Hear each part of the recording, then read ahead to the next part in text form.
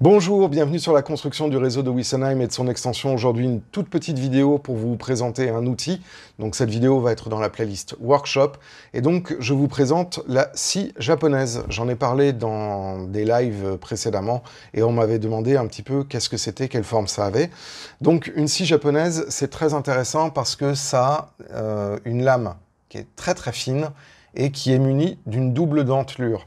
Donc du coup, pour faire les découpes, c'est très très maniable, très très efficace, et dans certaines configurations, on ne peut pas utiliser par exemple la scie sauteuse ou une scie égoïne, et donc on peut utiliser tout à fait ce genre de produit, par exemple pour araser les plots de fixation, ou pour faire des fenêtres, et découper très proprement avec pas mal de maniabilité. Il existe plusieurs formes de lames.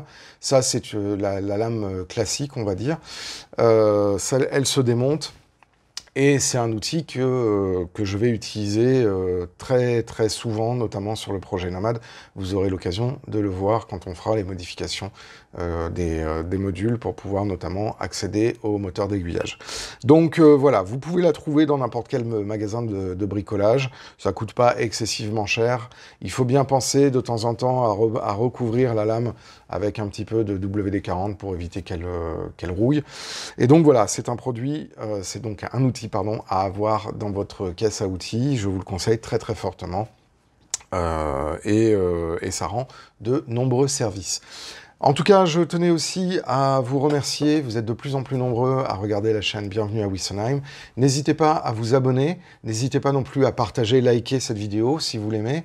Et je vous invite aussi à cliquer sur la cloche pour être notifié lors des prochaines sorties. N'hésitez pas non plus à mettre des commentaires si vous avez des questions. On reprendra dans les lives du vendredi sur les questions qui auront été posées si j'ai pas le temps de répondre directement dans les fils de commentaires.